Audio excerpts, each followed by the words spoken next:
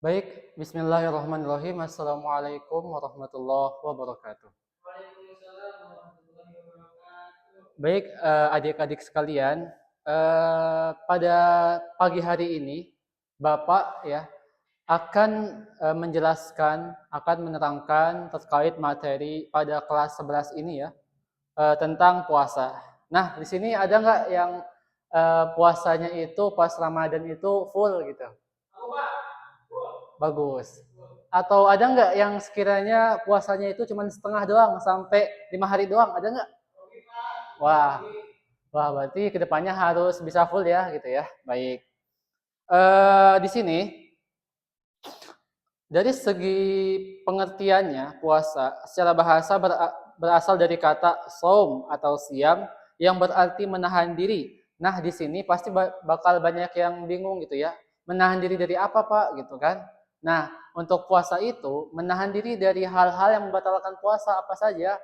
Pertama, minum, makan, terus juga menahan diri dari berbuat maksiat, menahan diri hal-hal yang sekiranya itu dilarang ketika puasa itu. Nanti akan Bapak jelaskan secara lebih rinci lagi hal-hal yang membatalkan puasa itu apa gitu kan. Kemudian untuk secara bahasa sendiri, puasa adalah menahan diri dari segala hal-hal yang membatalkan puasa, mulai dari terbit fajar hingga terbenamnya matahari. Berarti kita ketika bulan puasa itu harus menahan diri dari tidak memakan makanan, tidak minum air putih atau menahan diri dari hal-hal yang dilarang dari ketika sahur dan sampai nanti azan maghrib. Itu untuk pengertian puasa itu sendiri secara bahasa maupun secara istilah. Nah, untuk dalilnya itu sendiri, puasa ini Allah telah menjelaskan di dalam Al-Quran, Quran surah Al-Baqarah ayat 183 yang berbunyi, A'udzubillahi minasyaitonirrajim, Bismillahirrahmanirrahim. Ya ayyuhalladzina amanu kutiba alaikumus siyamu kama kutiba alal ladzina min qablikum la'allakum tattaqun. Yang artinya, wahai orang-orang yang beriman. Nah, di sini kenapa orang-orang yang beriman? Karena eh, puasa ini memang dikhususkan buat kita yang beragama Islam, yang memiliki iman, gitu ya. Adapun yang tidak Islam berarti tidak diwajibkan untuk berpuasa gitu. Dan kemudian tujuan dari puasa itu untuk supaya kita lebih bertakwa, beriman lagi kepada Allah Subhanahu wa taala.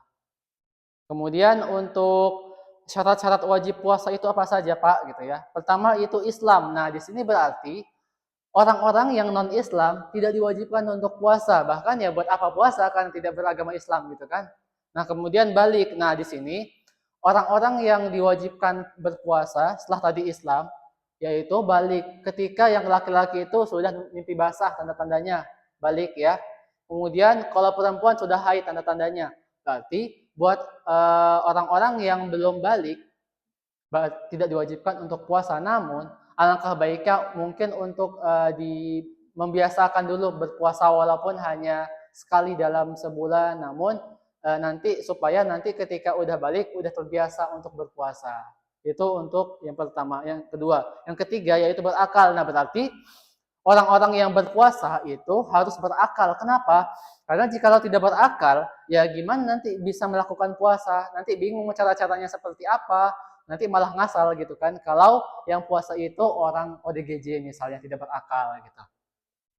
Nah, kemudian syarat yang wajib berikutnya yaitu mampu, tidak ada uzur. Nah, di sini yang wajib puasa itu ketika orang-orang yang memang udah mampu pertama, udah balik berarti ya. Nah, jikalau tidak mampu, semisal sakit, itu bisa tidak berpuasa. Namun nanti bisa diganti puasanya entah dengan mengkodok puasa atau membayar fidyah gitu. Itu untuk syarat-syarat dari wajib puasa itu sendiri. Nah, kemudian untuk syarat sah puasa di sini ada beberapa. Yang pertama tadi Islam, udah pasti jelas ya, beragama Islam itu yang wajib puasa.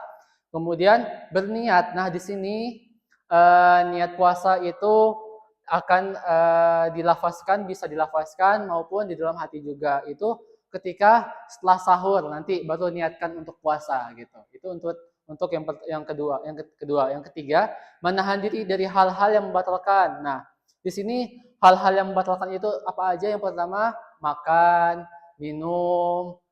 Kemudian untuk yang udah menikah itu ya berhubungan badan itu dilarang ketika puasa. Kemudian marah dan lain sebagainya itu termasuk hal-hal yang membatalkan puasa. Kemudian yang terakhir yaitu dilaksanakannya pada waktunya. Nah, berarti di sini jikalau adik-adik sekalian itu puasanya ketika malam, berarti itu salah gitu ya, karena puasa itu dilaksanakan ketika fajar hingga terbitnya matahari. Berarti ketika pas azan subuh itu udah nggak boleh makan sama sekali. Nanti sampai nahannya sampai pas azan maghrib baru bisa buka, baru bisa makan gitu. Kemudian rukun puasa itu apa aja? Nah, di sini pertama ada niat. Nah, niat ini dilakukan di malam hari. Berarti ketika setelah selesai sahur, niatkan untuk berpuasa nantinya. Bisa dengan lafaz ataupun dalam hati gitu untuk niatnya. Kemudian menahan diri dari hal-hal yang tadi udah Bapak sampaikan yang membatalkan puasa. Kemudian sunnah-sunnah puasa apa saja gitu. Karena di sini menyegerakan puasa berbuka, artinya nanti ketika udah azan langsung tuh makan, jangan ditunda-tunda lagi gitu. Kan ada tuh yang pas udah azan masih main game atau masih ini, nanti selesai sholat berbuka kan nggak boleh. Nah, salah. Berarti kita nanti ke depannya harus menyegerakan puasa, menyegerakan berbuka. Udah azan langsung baca doa untuk berbuka puasa gitu. Kemudian mengakhirkan sahur. Nah, di sini sunnahnya itu kita makan sahurnya ketika udah mau dekat azan gitu, mengakhirkan sahur. Kemudian membaca doa saat berbuka. Nah, itu salah satu sunnah ya, salah satu sunnah dari puasa. Kemudian menjaga akhlak. Sebenarnya ini salah satu hal yang sangat penting ya ketika kita puasa. Karena kita berpuasa itu tidak hanya menahan hal-hal yang membatalkan saja seperti makan atau minum, tapi harus bisa menahan diri dari marah, dengki, sombong, dan perilaku buruk yang lainnya. Gitu. Kemudian disunahkan juga memberikan makan kepada orang yang berpuasa. Nah, di sini adik-adik, jikalau nanti tetangganya itu misalnya kekurangan makanan gitu kan ketika berbuka, bisa memberikan setengah makanan kita yang untuk berbuka ke tetangga kita supaya ya pertama dapat pahala, kedua lebih mempererat tadi kesaudaraan antara tetangga gitu.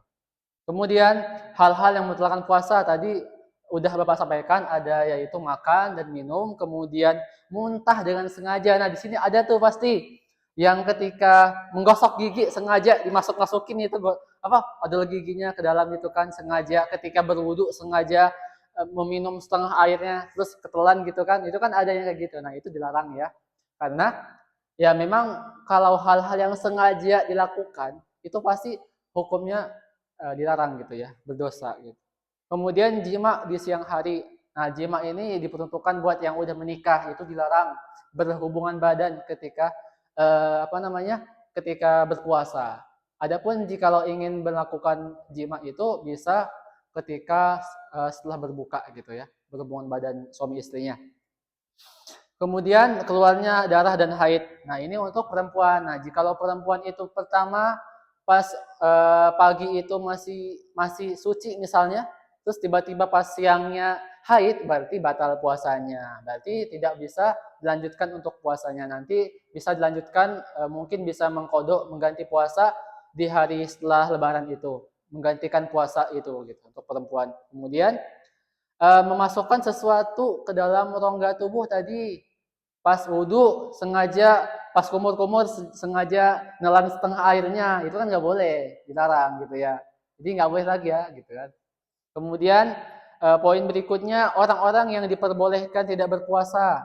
Pertama tadi orang yang perempuan itu yang haid misalnya itu diperbolehkan untuk tidak puasa, namun nanti harus diganti puasanya dengan mengkodok atau membayar fidyah misalnya tidak mampu mengkodok gitu misalnya. Kemudian orang sakit, nah ini buat teman-teman ya, buat adik-adik sekalian, ketika puasa itu mengalami demam misalnya, nggak mampu gitu ya untuk berpuasa, bisa tidak berpuasa, bisa buka, namun nanti setelah lebaran harus mengganti puasanya gitu. Kemudian wanita hamil dan menyusui. Nah, buat adik-adik yang sekiranya ibunya itu misal sedang mengandung anak gitu kan, mengandung adik gitu, atau sedang menyusui ibunya bisa memberitahukan bahwasannya nggak apa-apa kalau nggak puasa karena memang ada uzur gitu ya. Namun nanti tetap harus diganti puasanya gitu. Nah kemudian orang yang musafir, nah di sini orang-orang yang sedang apa namanya sedang menjalani perjalanan yang jauh sesuai dengan ketentuannya itu diperbolehkan untuk tidak puasa. Namun tetap harus diganti nanti setelah Lebaran untuk mengkodok puasanya. Nah, eh, baik, mungkin cukup sekian ya materi dari Bapak pada pagi hari ini. Mudah-mudahan kita semua bisa semangat dalam berpuasa nanti, ikhlas dalam melakukannya serta apa namanya menjalaninya lillahi taala. Baik, Bapak cukupkan. Wabillahi taufik wal hidayah. Assalamualaikum warahmatullahi wabarakatuh.